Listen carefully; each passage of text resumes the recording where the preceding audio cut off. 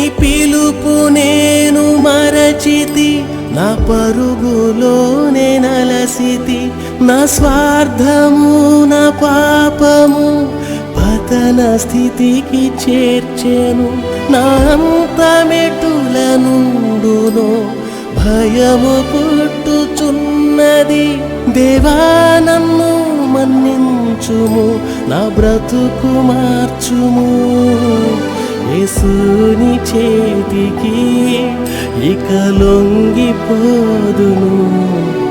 విశేషముగా రూపించుము నా శేష జీవితం.